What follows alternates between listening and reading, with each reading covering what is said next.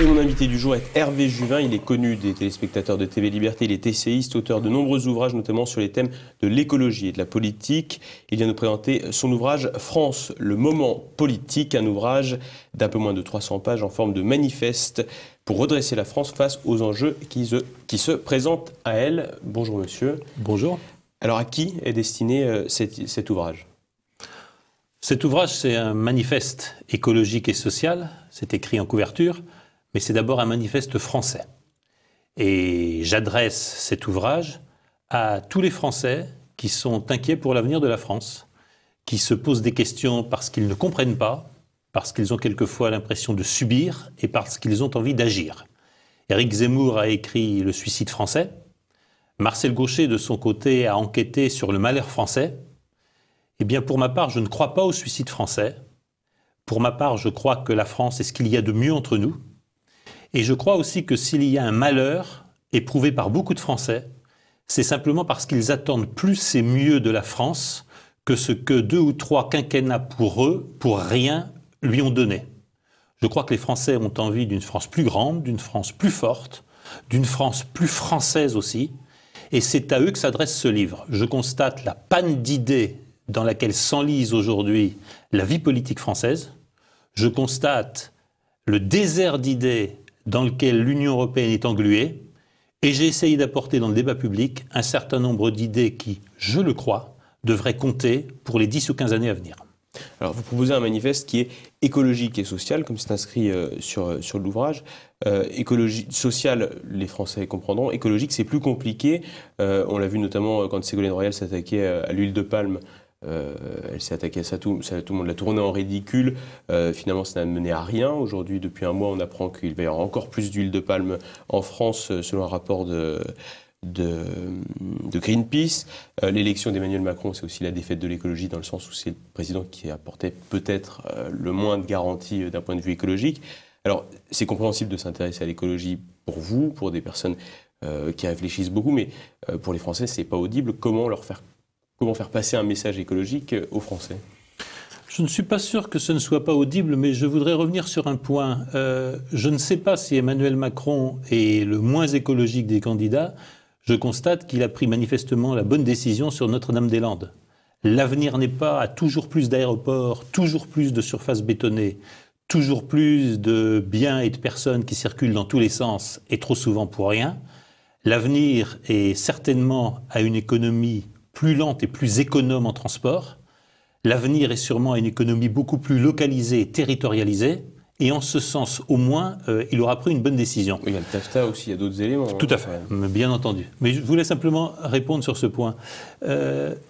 Vous avez parlé d'huile de palme. C'est probablement un enjeu dont les Français, en effet, n'ont pas une conscience très concrète. Disons très sommairement que l'huile de palme, c'est la déforestation, c'est le saccage de quelques-unes des dernières forêts primaires ou des forêts les plus utiles à la respiration collective. Mais probablement, est-ce que c'est très loin pour les Français ? Je ne partage pas votre opinion. Je pense que beaucoup de Français sont inquiets pour la qualité de leur vie. Et je vais vous en prendre quelques exemples. Nous voyons bien la pression des marques commerciales, de l'agroalimentaire industriel, le processed food, qui veut supprimer les marques territoriales. Le Roquefort ne sera plus de Roquefort, le Champagne ne sera plus de Champagne, le Comté ne sera plus de Comté, etc. On sait bien que les Français sont massivement attachés aux marques territoriales. On voit bien qu'il y a une tentation de ridiculiser, au nom toujours des intérêts industriels, les processus bio. Pas de phytosanitaires, pas de pesticides, pas d'OGM. Constatez la part sans cesse croissante des agriculteurs qui s'installent en bio, tout simplement parce que les consommateurs demandent du bio. On a une vraie révolution en France, c'est que pour la première fois, le président d'une chambre départementale d'agriculture en Bretagne vient de s'inscrire en éleveur bio. Parce qu'il a envie de respecter ses animaux et parce qu'il a envie d'être fier de son métier, à l'inverse des industriels qui fabriquent de l'industrie de la viande, l'exemple de la ferme des Mille-Vaches. Puis j'ajouterai un dernier point. Quand vous parlez aux Françaises et aux Français autour de vous, notamment dans les grandes villes, vous rencontrez de plus en plus d'inquiétudes sur la qualité de l'air. De plus en plus sont inquiets de ce qu'ils respirent. De plus en plus de Français veulent plus d'informations dans les étiquettes, veulent mieux savoir ce qu'ils consomment, veulent mieux savoir ce que leurs enfants consomment. Tout ça, ça se traduit pour moi par une réalité qui va être inscrite au cœur de la vie politique il n'y aura pas de projet politique qui ne soit pas un projet politique pour la vie, pour le respect de la diversité des espèces animales et végétales en France, pour la liberté d'échanger des semences, des graines, etc., contre l'industrie, et de manière encore plus certaine, pour le lien entre un territoire, une qualité artisanale et une qualité de production, et le consommateur.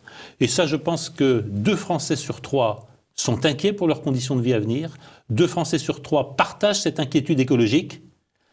Le seul problème politique, c'est le hold-up qu'a réalisé l'ultra-gauche sur l'écologie, en associant totalement contre nature, souci de l'environnement, ouverture des frontières, défense des migrants, alors que tout organisme vivant ne survit que s'il sait prendre de l'extérieur ce qui le nourrit, mais rejeter à l'extérieur ce qui le menace.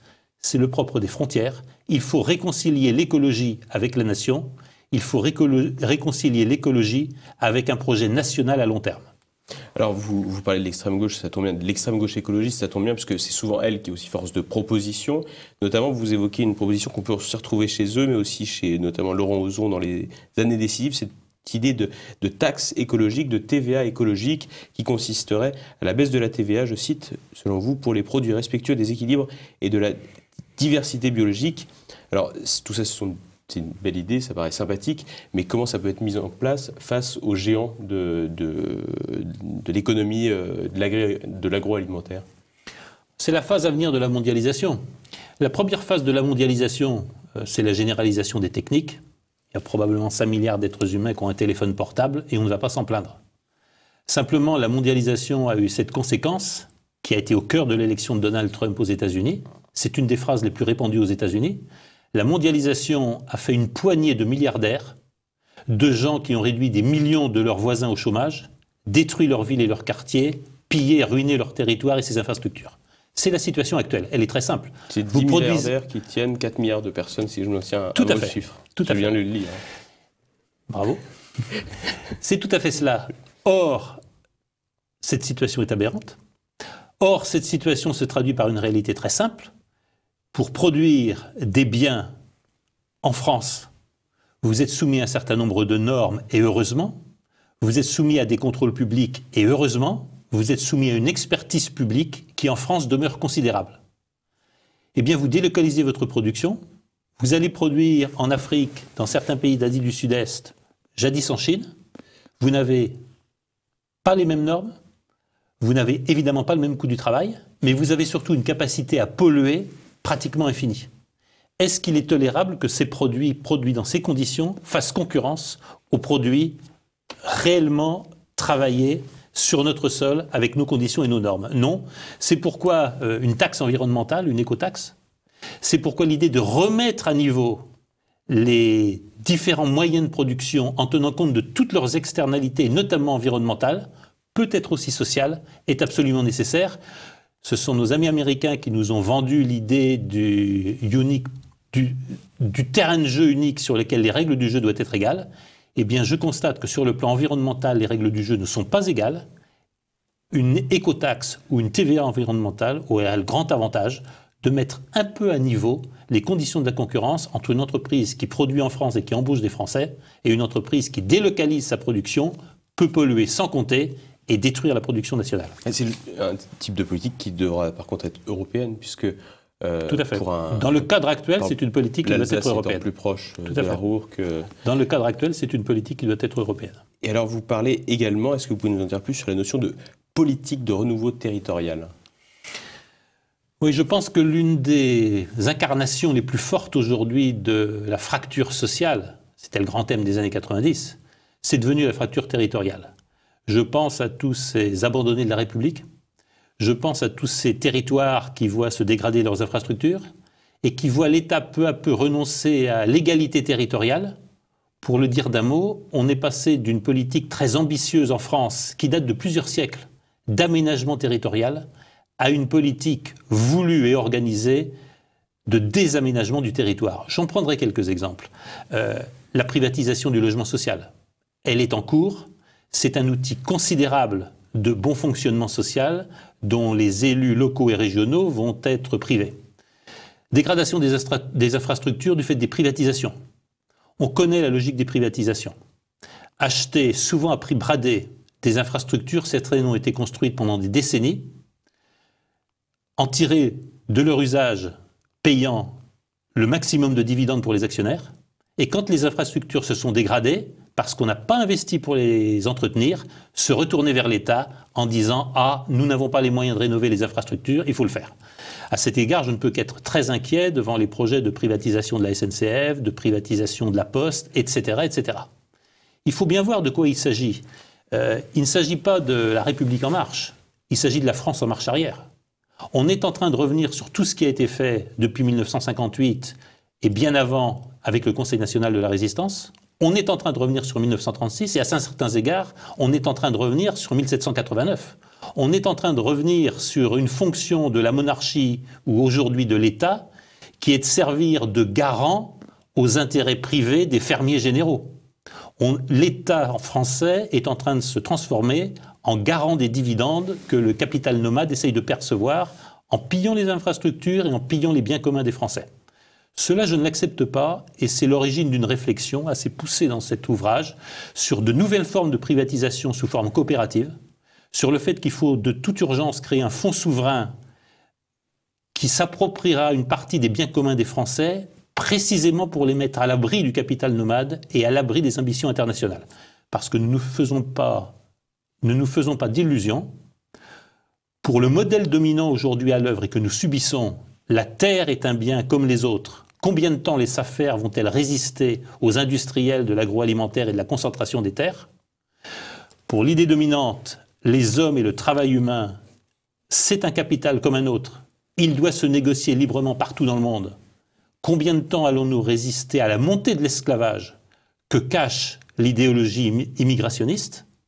Bref, si nous voulons préserver nos biens communs et si nous voulons préserver ce trésor qu'est l'harmonie et la paix de la société française, il est très urgent de concevoir un projet économique alternatif à celui qui, malheureusement, s'est mis en place au cours des années 90, a été servi par l'Union européenne et qui s'appelle l'assujettissement des nations européennes, la destruction des sociétés européennes au profit du capital international et du capital nomade.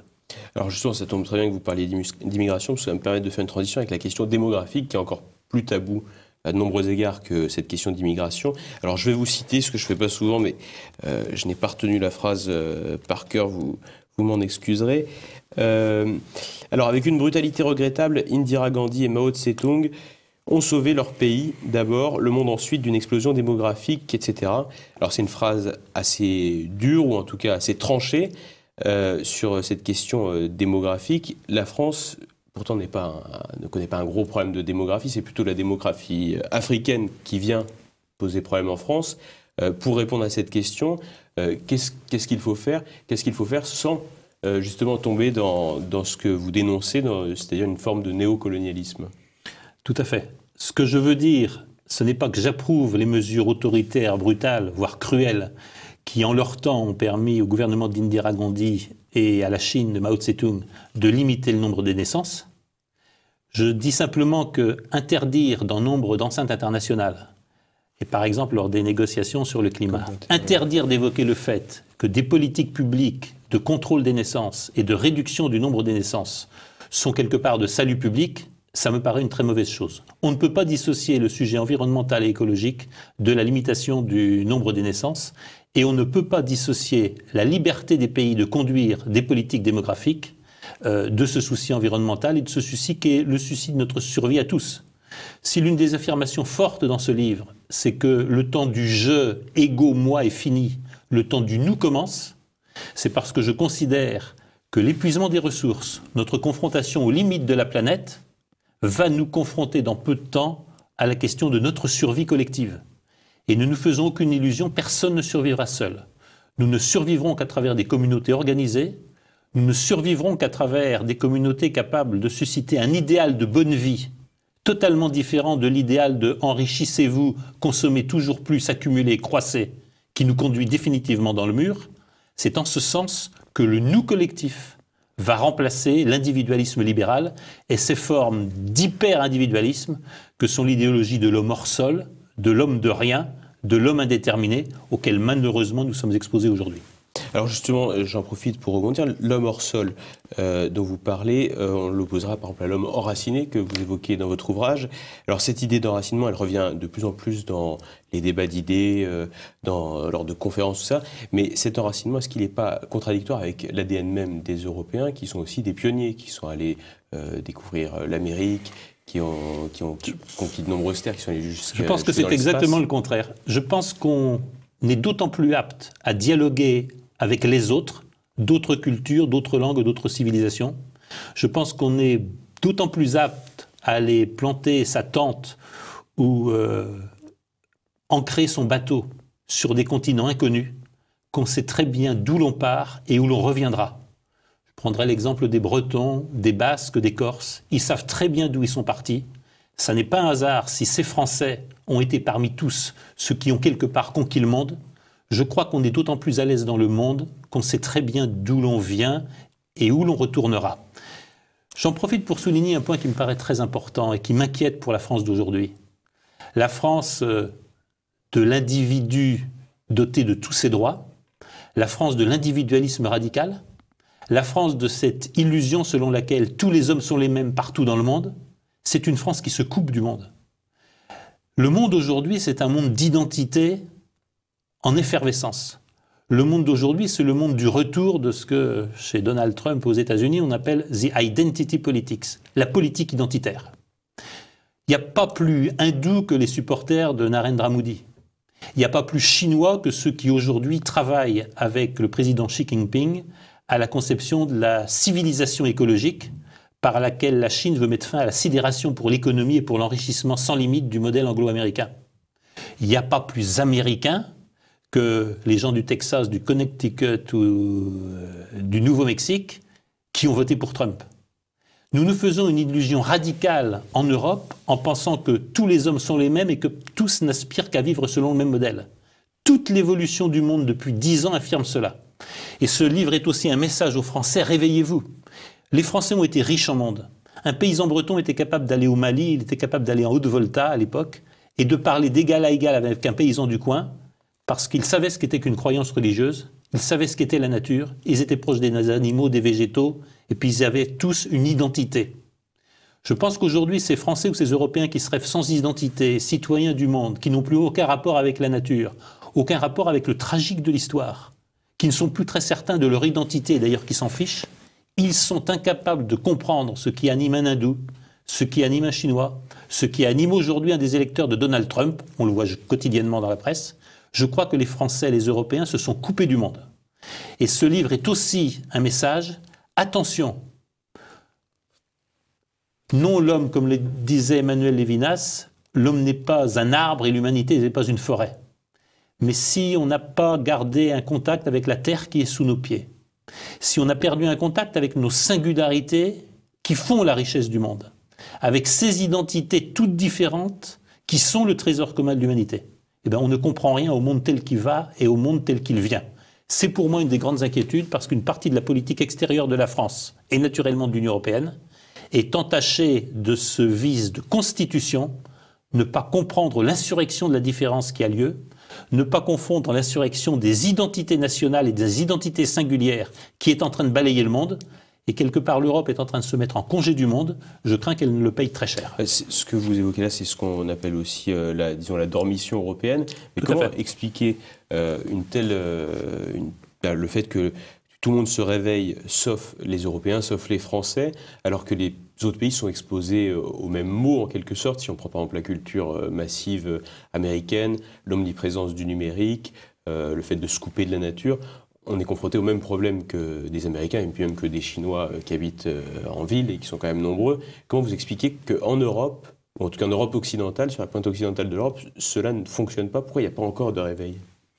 Beaucoup de raisons à cela, mais la première, c'est une posture de soumission. Nous subissons. Regardez beaucoup des discours sur le numérique. Ah, le numérique, c'est la Silicon Valley. Ah, le numérique, c'est faire comme les Américains.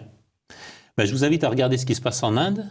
Les adeptes de l'Hindoudva, la religion hindoue, l'une des plus anciennes au monde, venue de plusieurs millénaires, se sont merveilleusement saisis de tous les outils du numérique pour promouvoir leur religion et pour assurer une présence dans tous les écrans de chaque foyer hindou de la religion hindoue. Regardez l'État islamique, regardez Daesh, regardez la propagande des fondamentalistes islamiques, elle sait remarquablement utiliser le numérique, elle sait remarquablement s'approprier tous les outils du virtuel, et ça n'est pas étranger à l'islamisation en profondeur d'une partie du territoire français. Faisons la même chose, nous pouvons faire du numérique un outil de promotion de l'identité française. Nous pouvons faire du numérique un outil de la multiplication des locuteurs de français, combien l'attendent notamment en Afrique. Je regrette que sur tous ces sujets, notre absence d'ambition, notre absence de fierté collective, et certainement aussi parce que ça en est dépendant, le vide stratégique dans lequel nous sommes englués, fait que nous subissons comme contrainte ce que nous devrions prendre qu'opportunité pour être plus forts, pour être plus grands, et quelque part pour être plus présents partout dans le monde, où nous sommes attendus parce que la France est attendue. C'est une autre affirmation forte de ce livre que je prends à mon compte parce que je le vis. J'ai eu la chance d'être le conseil d'un certain nombre d'institutions ou de gouvernements dans le monde. Il y a une demande de France. La France est beaucoup plus grande vue de Pékin, vue de Tananarive, vue de Marrakech, qu'elle ne l'est vue de Paris, vue de Privas ou vue de Saint-Girons. La France est grande vue de l'extérieur. La France est attendue, on attend la parole française. Les non-alignés attendent que la France se mette à l'écart des blocs tels qu'ils sont en train de se constituer et de soumettre les pays qui ne savent pas réagir. Le monde attend une parole française. Je pense qu'il y a une fantastique opportunité dans le monde tel qu'il est, et face à cette conflictualité qui ressuscite les pires moments de la guerre froide, la France est attendue. Quand est-ce que la France va parler haut et fort ?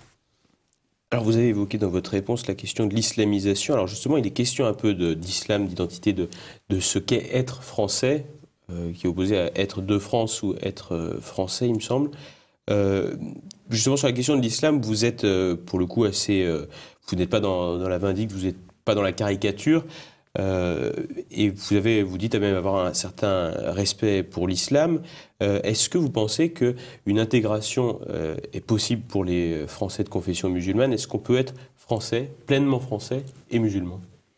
Je ne pousserai certainement pas à une guerre des religions. Et je reprendrai ici, une fois n'est pas coutume, la phrase de Barack Obama. Si nous entrons en guerre contre l'islam, ça n'est pas la peine, nous avons déjà perdu la guerre. On n'entre pas en guerre contre les religions. Je crois que le propre de la France, c'est d'abord de protéger la France et les Français d'abord. Et je crois que le propre de la France, c'est d'énoncer très clairement quelles sont les valeurs, quels sont les principes de vie en société, quelle est l'organisation de notre société que nous souhaitons pour nous et pour les Français sur notre sol.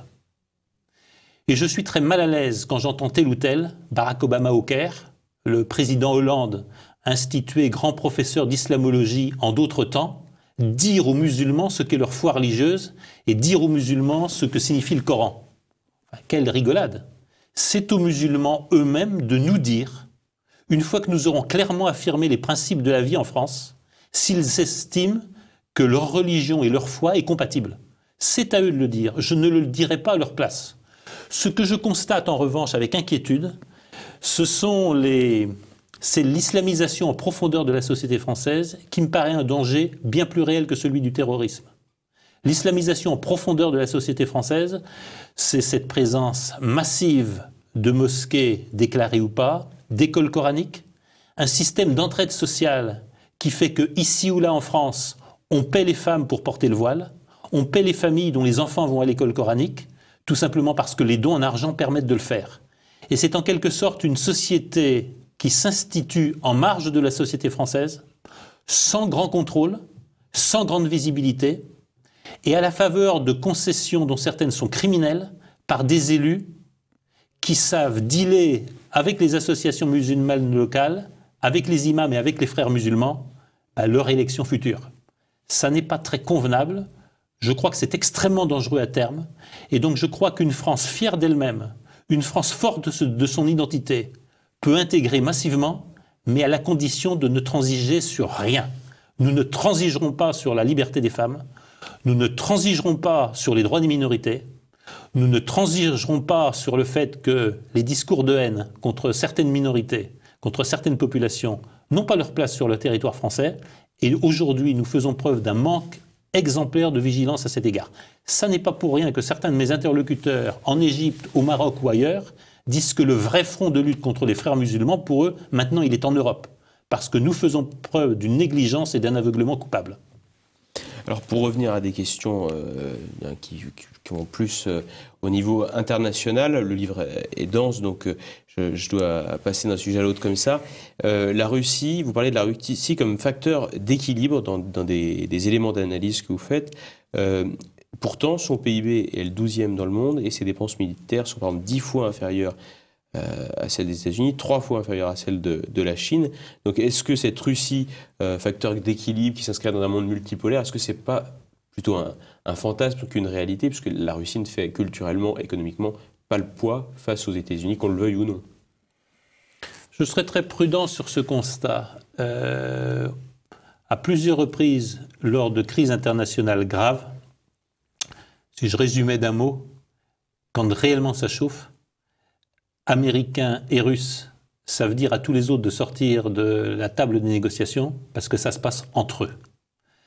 Parce que je crois qu'en réalité, dans les états-majors militaires, il y a un grand respect les uns pour les autres, parce qu'aujourd'hui, personne ne sait qui gagnerait d'une confrontation au finish entre la Russie et les États-Unis.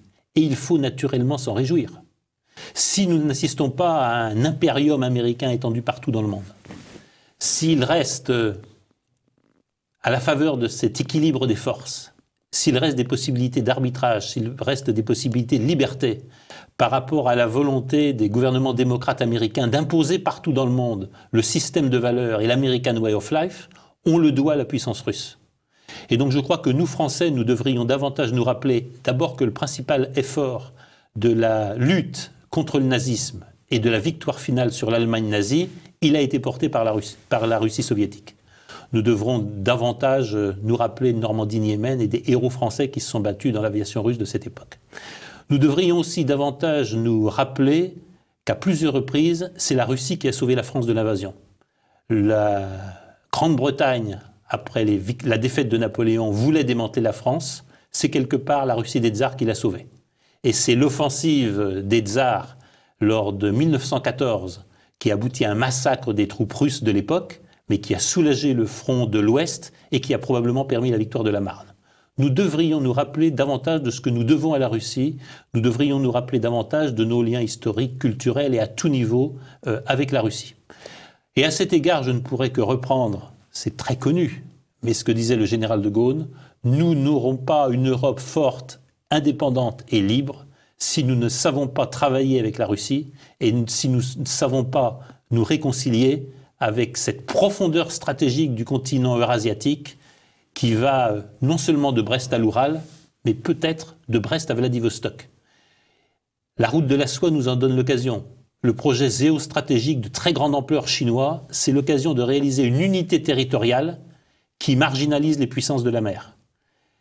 Je constate avec un certain regret que ces thèmes sont dramatiquement absents de la réflexion géopolitique européenne, que la sidération exercée par l'OTAN, la sidération exercée par un modèle de valeurs qui n'est pas le nôtre, par la primauté de l'individualisme libéral qui est étranger à la tradition politique française, nous rend totalement aveugles à cette opportunité considérable qui s'ouvre à nous, travailler à l'unité du continent eurasiatique, ce qui nous permettrait de remettre les puissances anglo-américaines à la place qu'elles n'auraient pas dû quitter, celles de puissances importantes, celles de provinces du monde, qui n'ont en aucun cas à faire la loi au monde.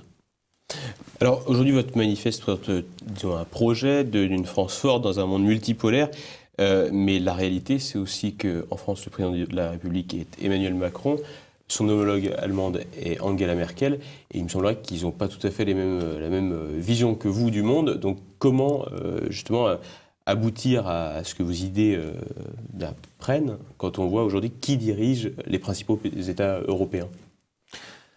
D'abord, ce livre est destiné, je serais heureux que certains le lisent, ce livre est destiné à tous les élus, les femmes, les hommes politiques qui souhaitent réfléchir à la France de demain et surtout d'après-demain, et qui souhaitent réfléchir à un projet politique capable de redonner aux Français l'envie d'aller voter.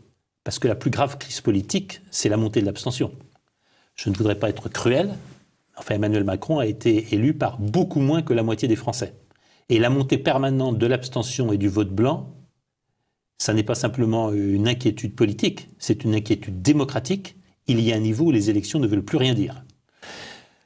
Le propre de ce livre, en effet, c'est de dire aux Français qu'ils doivent être fiers de la France, que la France est ce que nous avons de mieux entre nous, que ça compte la France, et qu'il faut refaire la France plus grande, plus forte et plus vivante.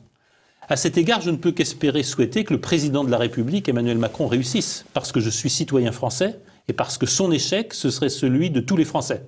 Son échec, ce serait celui de la France, et je ne pense pas que nous puissions nous permettre une présidence de plus qui soit une présidence pour rien. À cet égard, donc, comment ne pas manifester un peu d'inquiétude? Après des manifestations intéressantes, je crois saluées par les Français, où le président Emmanuel Macron a su réveiller des symboles, tels que Versailles, il a parlé d'unité nationale, il a su créer des légendes, le gendarme Beltrame. On a vu un épisode absolument regrettable, dans lequel la France s'est engagée dans une improbable opération de bombardement sur la Syrie, sans aucune inquiétude militaire. Je pense qu'elle avait été négociée savamment avec les Russes pour ne fâcher personne, en espérant probablement faire changer Donald Trump d'avis sur l'Iran. Le résultat, c'est que Donald Trump n'a pas changé d'avis sur l'Iran. Le résultat, c'est que la France, comme la Grande-Bretagne, sera affaiblie, notamment parce que la France est intervenue sans et probablement contre l'avis de ses alliés européens, parce que la défense, l'idée de défense européenne est en jachère. Le général Mattis est venu dire « vous achetez américain » et la seule voie de la défense européenne, elle passe par l'OTAN. Et quand je constate l'application des sanctions américaines sur des entreprises européennes ou françaises qui continueraient à travailler avec l'Iran, quand je constate qu'aujourd'hui même, l'organisation mondiale, la WTO, vient de condamner Airbus sur plainte de Boeing, et qu'Airbus est menacé d'avoir à payer une amende de 22 milliards de dollars pour avoir touché des aides jugées illégales des États européens, vaste plaisanterie quand on connaît les privilèges et les avantages dont Boeing bénéficie de la part du gouvernement américain. On ne peut que penser que et la France et l'Europe se trouvent à la croisée des chemins. Soit l'Union européenne est le moyen de l'indépendance de l'Europe et de la protection des intérêts des Européens, et on ne se couchera pas. C'est-à-dire que l'Union européenne, avec la France, va adopter une politique de contre-mesure, va adopter une politique de refus des sanctions américaines, notamment à l'occasion de cette sortie de l'accord sur la fin du nucléaire iranien, du renoncement par l'Iran à avoir la bombe atomique. Et à ce moment-là, oui, l'Union européenne sera l'outil de l'indépendance des Européens, et oui, l'Union européenne sera probablement sur une nouvelle voie.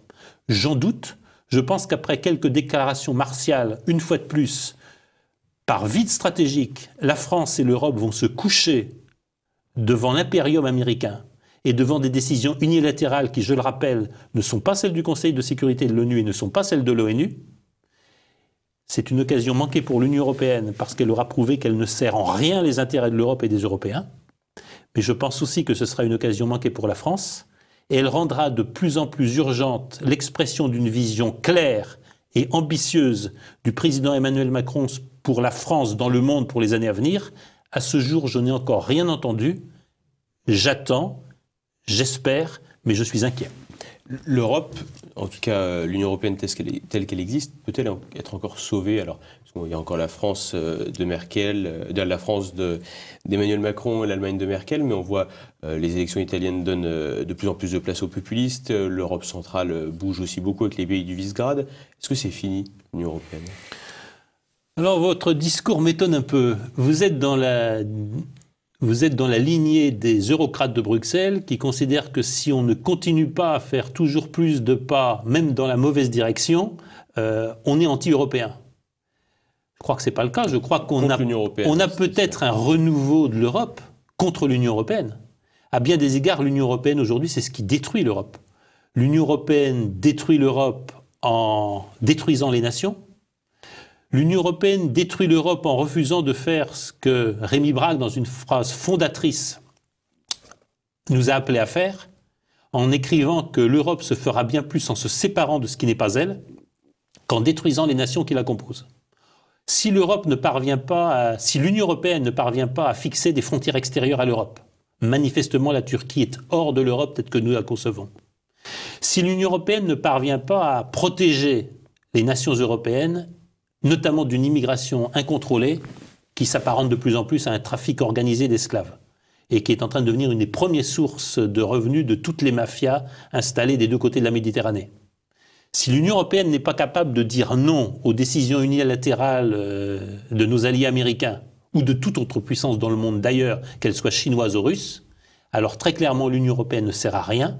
L'Union européenne est un danger pour la sécurité de l'Europe et il faut mettre fin à une aventure coûteuse, ruineuse, qui provoque des écarts constants et croissants entre les économies européennes. Mais ce sont les États les plus dissidents qui sont proches des États-Unis. La Pologne, par exemple, le Visegrad, sont des États qui sont proches des États-Unis, donc eux sont dissidents face à l'Union européenne. Il faut négocier avec eux, mais vous serez conscient comme moi que sur le plan de l'affirmation d'identité nationale, sur le fait que les États-nations ne peuvent pas renoncer à leur liberté de choix, il faut parler avec eux, il faut tenter de s'entendre avec eux, et c'est peut-être avec eux qu'il faut tenter de construire une nouvelle Europe, une Europe qui sera beaucoup plus respectueuse de la souveraineté des nations, une Europe qui, quelque part, sera l'union des nations en plus et en mieux.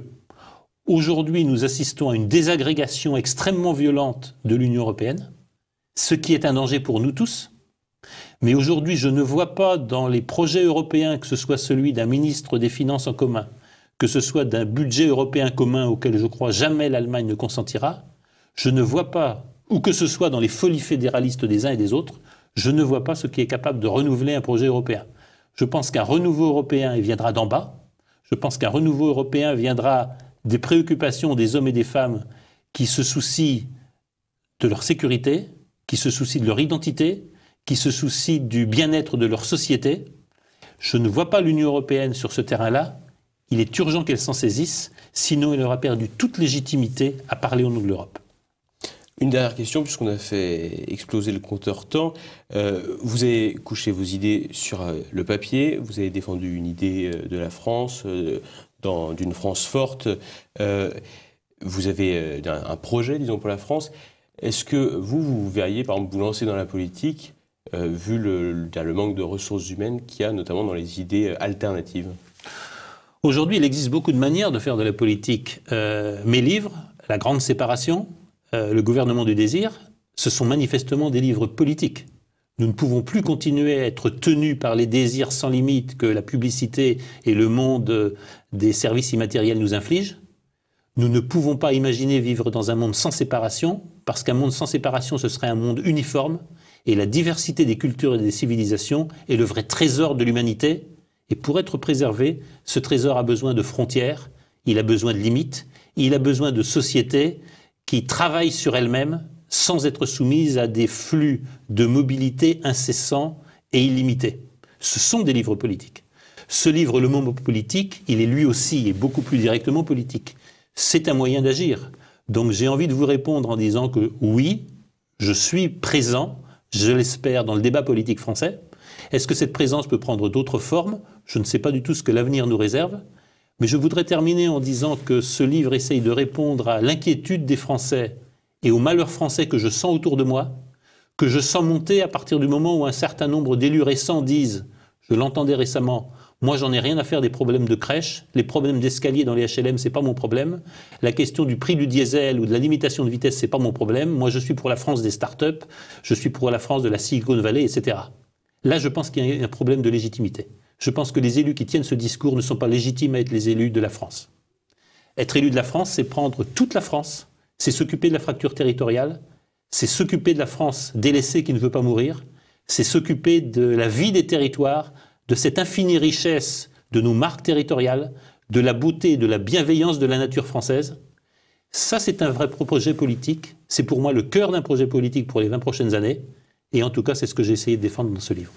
Merci Hervé Juvin. C'est donc ce qui est écrit dans votre livre aux éditions du Rocher, France, le moment politique.